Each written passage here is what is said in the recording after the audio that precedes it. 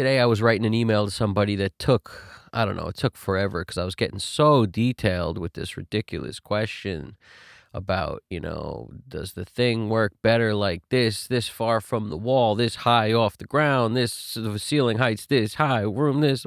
I just started, the desk is this, the racks are here, a whole bunch of nonsense in there. And it occurred to me that the less time you spend on things that don't matter, the more time you have to spend on things that do.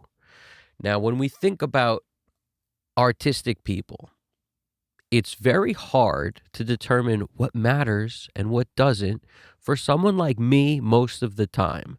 When you work on a mix or you're painting, making a painting or you're making a movie, you could be spending an inordinate amount of time on one scene. The way it's lit could take you hours, days. I remember hearing the way they lit that Godfather scene, not the Godfather, the Goodfellas scene, where they're walking in through the back of the club, through the kitchen and all that stuff. I heard it took them like a day or something or more to light that scene just before they could shoot anything. Very cool, but it's like, how do you know that you're spending time in something that is going to yield something like that kind of amazing scene from that movie? If you haven't seen it, check it out. How are you going to know it's actually going to hit that way when you're done? And how do you know it's not a throwaway moment that you're wasting your time on? Well, in my case, I was asking a bunch of questions about something that was making it actually harder for the person to answer me and less likely that I would even get an answer. And that's the kind of thing where you have to realize I'm spending all this time on this ridiculous email. It's for nothing. I should just cut it down to the basic point, ask the question, and if it needs more after that, fine. But what's the basic point? What's the biggest thing I need to know? And then just let's ask that. And this is the thing I realize as the older I get is that there's just not enough time in a day to do all the nonsense we may want to fixate on. Now, some of this may have to do with the fact that I have ADHD pretty severely. I don't like to throw the letters around. ADD, ADHD, OCD. I think I'm the OCD, king of the hill over here. And there's a number of things that I'll do throughout the day that sort of like, might look a little crazy. The more I do what I do, the more I realize how many musicians, mixers, engineers kind of have a very similar thing going on where we're all a little nuts in some way. Maybe you have to be, or maybe this sort of makes you that way. I don't know. But in a way, deciding what we need to spend time on is the hardest part of our day. So the way I look at this is like when I'm doing a mix, it's what are the most important elements of this mix? Let's get those sorted out right away. What's the most important? And every song because every arrangement's different, it's going to be different things all the time. So just spending the extra minute to decide what's most important and really trying to hear it from an outside perspective, I find is critical. It's actually like, put on your listener hat for a second. And what do you get when you hear this song? That helps me to mix a lot because it helps me to avoid doing what I used to do, which is a total waste of time, which is let's basically make everything we're hearing sound perfect or as good as we can make it because there is no perfect. So it's like, let's just doctor it all. Let's get rid of all the rumble and everything that shouldn't be there. It's like all this stuff that doesn't really matter. You always do the same things constantly. You're always de-essing the vocal after you're doing some tuning. And you're just like, maybe it doesn't need any of that. Try to get to the point where you're zoomed out enough to hear what's going on. Now, when you take this a step further, you realize that the goal of every day, in order to not be depressed and in order to keep forward progress where you're actually getting something out of every day, you literally need to be able to look at yourself in the mirror at the end of the day and say, I did as much as I could do today. Now, the way I look at that is if I'm spending hours on some little nonsense thing that's deep within a mix, I know I'm super zoomed in, and at the end of the day, I'm not gonna feel that great, because what did I do? Oh, I just deharshed some ridiculous S sound for freaking 4 hours or something. Like, we could get loose with it if we want, and that's not a good thing. I know if I can say to myself, I have this long to mix a song and I got to get it done. That puts a clock going where I know I got to move to the next thing, move to the next thing. We got to keep it moving. I can feel we're spending too much time doing something. See, when I give lessons and we open up a DAW, screen share session thing, and we go through parts that people want to improve or change, as soon as something starts taking a while, like it's just not working the way we may think it should, or we try something or a few things and they don't work, it's like, let's move to something else. We'll come back to this. You almost have to do that. You can't just beat it into the ground. In my experience, going away from it, changing anything else will then change the overall picture, and then you may get another perspective on the thing that you were trying to mess with to start with that wasn't working. So giving you tools to kind of navigate your everyday life too, in a way, because, if I find myself caught writing an email for too long, I got to snap out of it.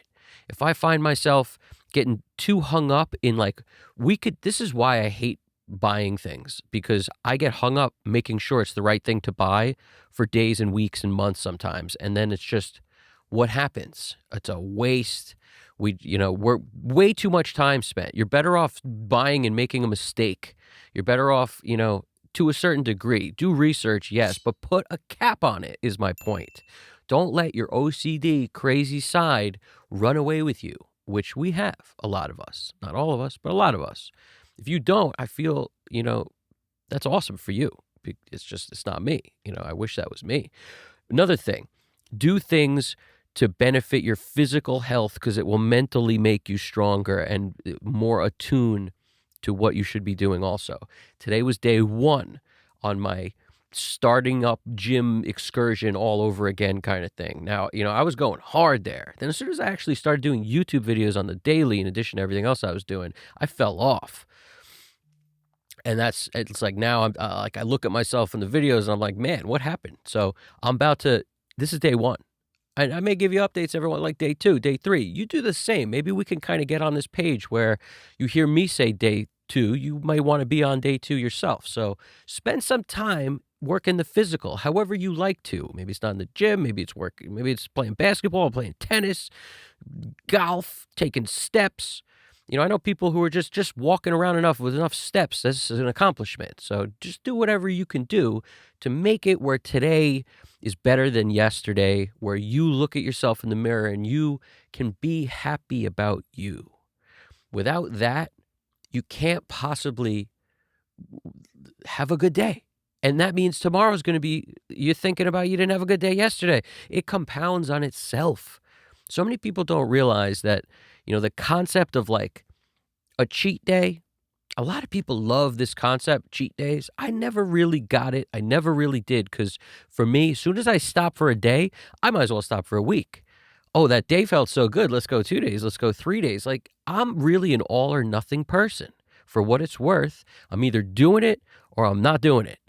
And, I had several vices that's how I kicked them, was like that. I was doing it or I wasn't doing it. There was none of this, like I can let it happen sometimes. It's either good or it's bad, and I'm doing it or I'm not doing it. And that's the same thing with working out. That's why once I start, I can't stop. I got to keep going. And it's the same thing with, learning things. As soon as I get that feeling of, it's invigorating to know, something I didn't know yesterday, I want to do that again tomorrow. And I know I'm not special. We all get some kind of joy out of doing creative stuff, art, mixing, whatever it is, producing, writing a song, recording it. We get something out of it. You got to remember that on the days you wake up on the wrong side of the bed. We all do. And on those days, you could either choose to do nothing. And a lot of times, why do we choose to do nothing? Usually, we're sick of being judged. It didn't go well last time. Everybody, it's like we feel unappreciated. We think, it's like nobody gets us. Why did this happen to me? Poor me. Oh, that's really a lot of times the reasoning behind why we just don't feel like it today. Whereas in your head, if you had gotten the success you deserved and the accolades and the people telling you how great you are, then you would feel great today. Well, this is the truth. No matter how much of that you get, if you don't know you're great and tell yourself you're great and do the work every day to feel great, you work on feeling great. It doesn't just happen. It's not just there it is. You got to do stuff to feel great. Once you realize that, you realize this.